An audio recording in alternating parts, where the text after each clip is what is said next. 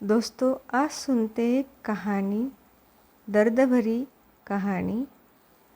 बांझ एक औरत की कहानी। आज रानी जल्दी उठ गई क्योंकि आज का दिन उनके लिए बहुत महत्वपूर्ण था। अकेलापन दूर करने के लिए अपने लिए जीने का एक कारण घर लेकर आ रही थी। देखा जाए तो बहुत खुश भी थी और थोड़ी सी नाराज़ भी थी क्योंकि पिछले 7 साल की यादें उसे रात भर सोने नहीं देती थी और अब स्वस्थ बैठने भी नहीं देती थी। चाय का कप लेकर वह गैलरी में आकर बैठी और गुजरा हुआ कल उसके आंखों के सामने आने लगा। बेटा, तुम्हें ऐसे नहीं जाना चाहिए था। शादी होने के बाद उसे अंत तक निभाना आना चाहिए। ऐसा ही समझो कि तुम्हारा नसीब ही खराब है, क्योंकि क्या करेगा। अगर माँ बन सकती तो बात ही अलग होती। मैं माँ नहीं बन सकती, इसमें मेरी क्या गलती है? यह सब मेरे हाथों में है क्या? माँ नहीं बन सकती मतलब मैं इंसान नहीं हूँ क्या? मेरी कोई फीलिंग्स नहीं है क्या? मिनट मिनट में मेरा अपमान करने वाले, मेरा जीना मुश्किल करने वाले लोगों के साथ मैं ज़िंदगी कैसे बताऊँ? वह जो कहेंगे वह सुनना।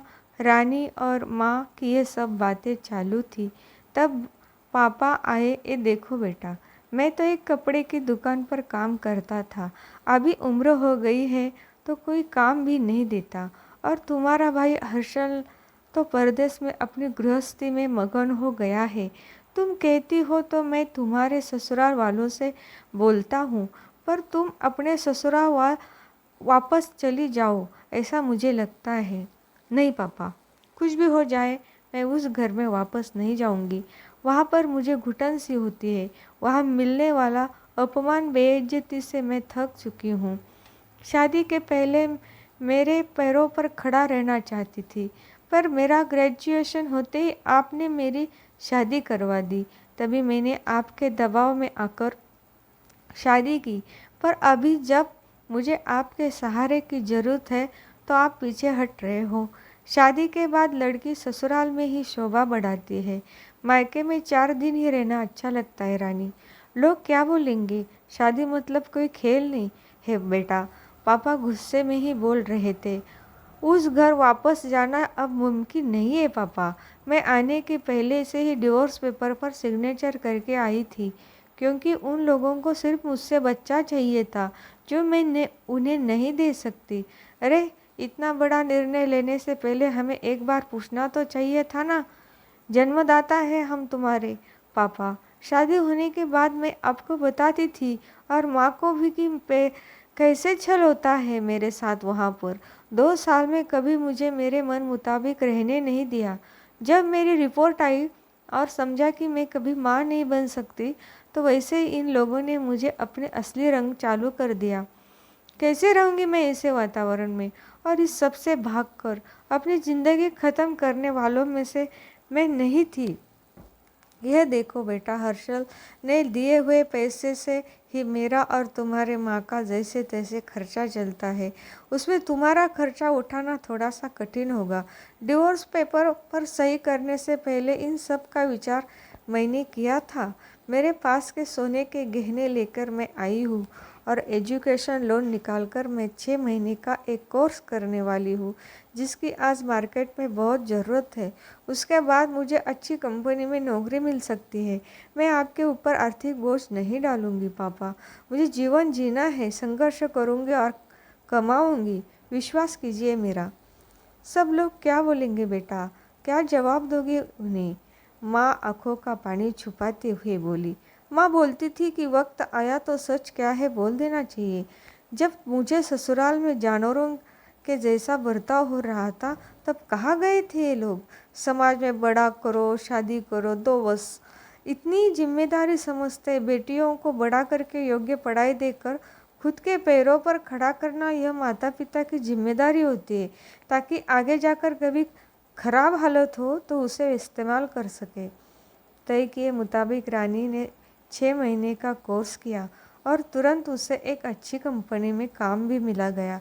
वो बहुत खुश हो गई थी। सब अच्छा चल रहा था। बीच में छुट्टी लेकर माता पिता को नज़दीक रहने वाले पर्यटन जगह पर घुमाने लेकर जाती थी। माता पिता बीच में दूसरी शादी की बात छेड़ देते थे। कई बार तो लड़कों को देखने के लिए भी बुलाया करते थे। एक लड़का तो डिवोर्स हुआ था तभी उसे स्वीकारने के लिए तैयार था, पर पहली शादी ने ही इतने दुख दिए थे कि दूसरी शादी के लिए उसका मन तैयार ही नहीं था। ऐसा कितने दिनों तक अकेली रहोगी? जब तक हम दोनों हैं तब तक ठीक है, पर हमारे जाने के बाद तुम्हारा क्या होगा? सोचा क्या कभी? उम्र भी कितनी छोटी है तुम्हारी अभी, ऐसा उसके पापा उसे समझा रहे थे। माँ पापा, आप दोनों मेरी शादी का विचार करना बंद कर दीजिए। आप दोनों को खुश देखकर मैं खुश होती हूँ। मेरे दोस्त सहेलियाँ है ना मेरे साथ, क्यों करनी है दूसरी शादी? भला इतना आसान नहीं है बेटा, एक उम्र के बाद अकेलापन खाने के लिए दौड़ता है। माँ बोली। सच हुआ उनका ऐसा बोलना। आगे 2 साल में पहले माँ और 6 महीने में ही पापा का निधन हो गया। रानी अब अकेली हो गई।